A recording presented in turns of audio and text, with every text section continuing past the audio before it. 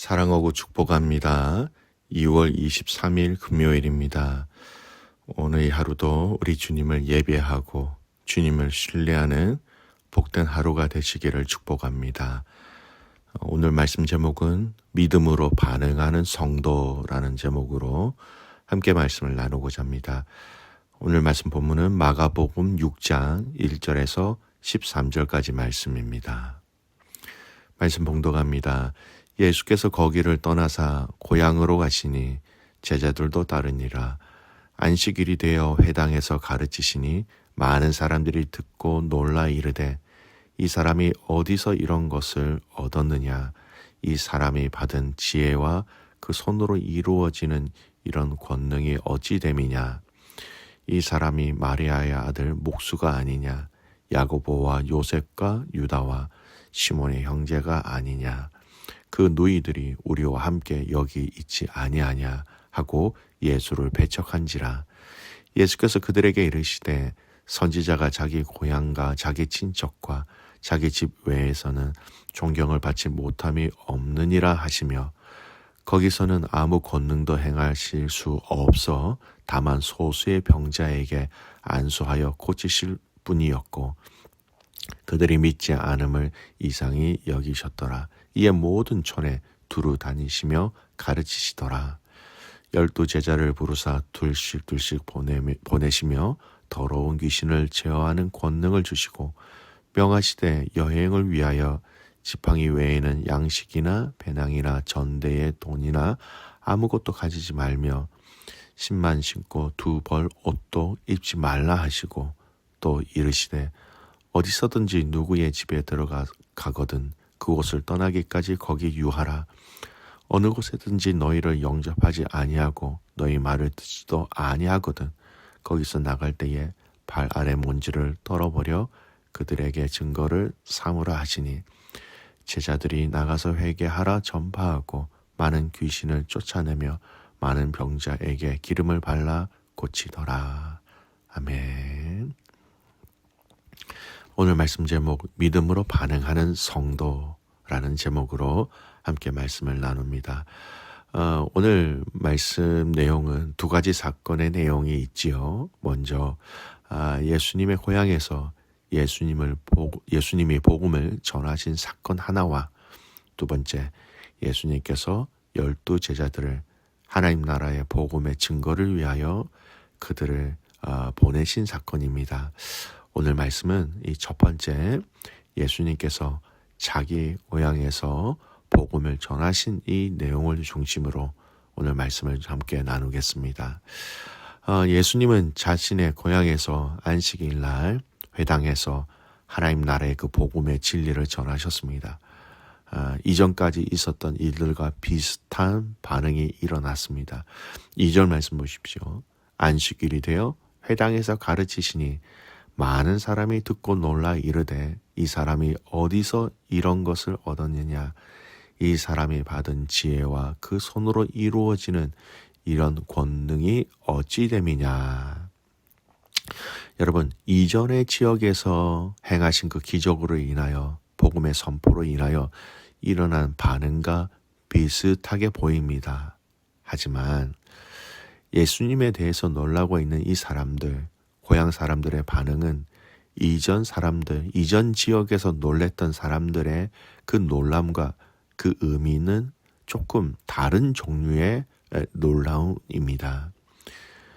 이전에 다른 지역에 있었던 사람들의 반응은 그 놀라움은 있는 그대로를 받아들임으로 인한 놀라움이었습니다. 그러나 여기 예수님의 고향 사람들의 이 놀라움은 가르침에 대한 놀라움도 조금은 있었겠지만 이 사람이 여기서 자란 사람, 즉 우리가 이 예수를 너무나 잘 알고 있고 그의 가족들도 너무나 잘 알고 있는데 어떻게 그가 이런 이야기를 할 수 있단 말인가, 이런 종류의 놀라움이었습니다. 3절 보십시오. 이 사람이 마리아의 아들 목수가 아니냐, 야고보와 요셉과 유다와 시몬의 형제가 아니냐, 그 누이들이 우리와 함께 여기 있지 아니하냐 하고 예수를 배척한지라. 고향 사람들에게는 예수님은 평범한 사람이었고 제사장도 레위인도 서기관도 그리고 바리새인도 아닌 아주 평범한 사람이었다라는 겁니다. 이러한 그들의 생각은 더 이상 예수님이 전하신 복음, 예수님이 하나님의 아들로 오신 이것을 받아들일 수 없었다라는 겁니다. 그래서 그들은 더 이상 이 예수님이 전하신 하나님의 복음에 대해서 믿을 수 없었다라는 것이죠. 예수님은 당신의 고향에서 가장 조용하고 가장 소극적인 사역으로 소수의 병자들만 고쳐주신 것 외에는 아무 권능도 행하지 아니하셨다라고 얘기하고 있습니다. 5절 말씀 자세히 보세요. 거기서는 아무 권능도 행하실 수 없어. 행하지 않으신 것이 아니라 행하실 수 없다라고 성경은 얘기하고 있습니다. 여러분, 이 사건을 통해서 우리는 계속해서 마가복음에서 이야기하고 있는 이 믿음이라는 주제를 한 번 더 생각할 수 있어요. 이 믿음이, 우리의 신앙생활에 이 믿음이 얼마나 중요한지 말씀하고 있습니다. 예수 그리스도를 믿는 이 믿음이 없는 가운데서는 예수님의 그 권능을 예수님이 행하고 싶으셔도 믿음이 없는 곳에서는 행하실 수 없으셨다라는 겁니다. 6절 보십시오. 그들이 믿지 않음을 이상히 여기셨더라. 이에 모든 촌에 두루 다니시며 가르치시더니 그 고향 땅에서는 믿지 않음으로 인하여 어떤 것도 행하지 아니하셨지만 이에 모든 촌에 두루 다니시며 다른 촌에서는 가르치시며 역사하셨다라는 겁니다. 믿음이 없었다라는 것을 분명히 말씀하시고 이 믿음 없이 바로 하나님의 역사는 이루어질 수 없다, 기적을 경험할 수 없다라는 의미의 말씀입니다.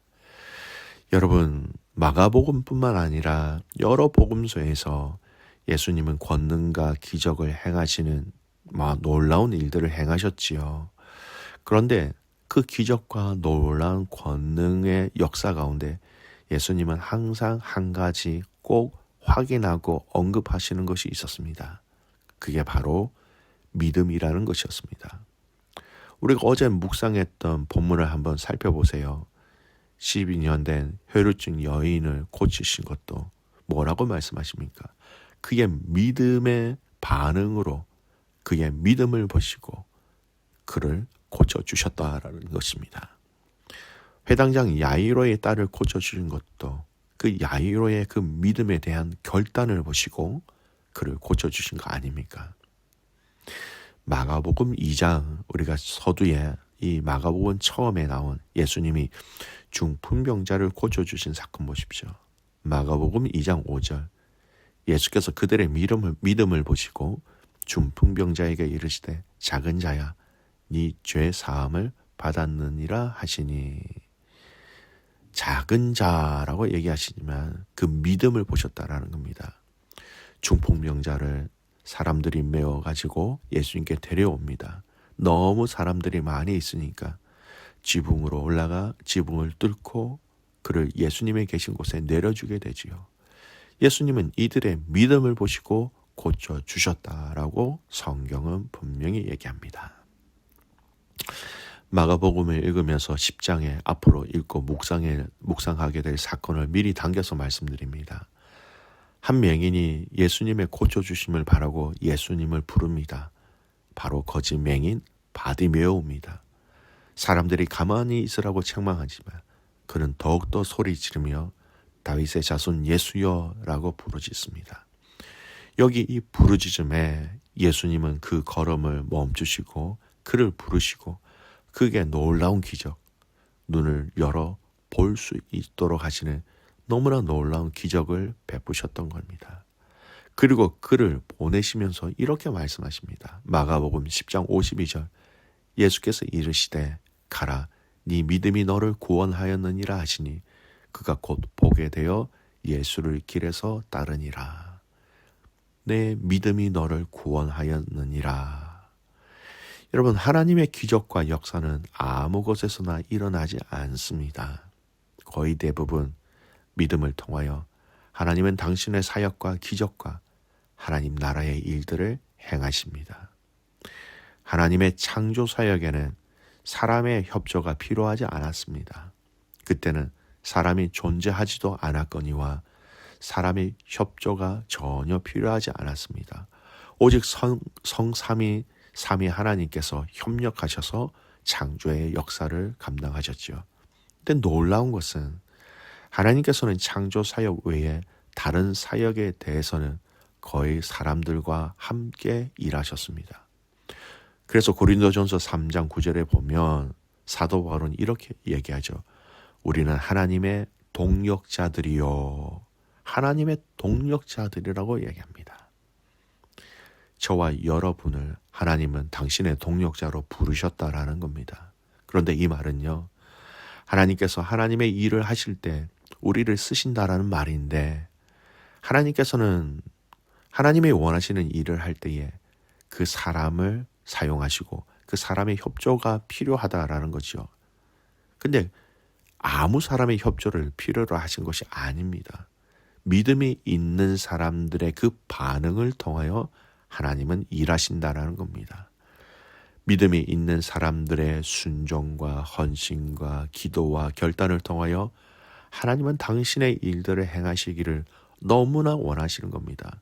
사실 우리가 없어도 되지만 그 영광스러운 일에 하나님은 우리의 믿음의 반응을 통하여 함께 동참하기로 초대하셨다라는 거예요. 창세기 12장에 보면 하나님께서 아브라함에게 말씀을 주셨지요.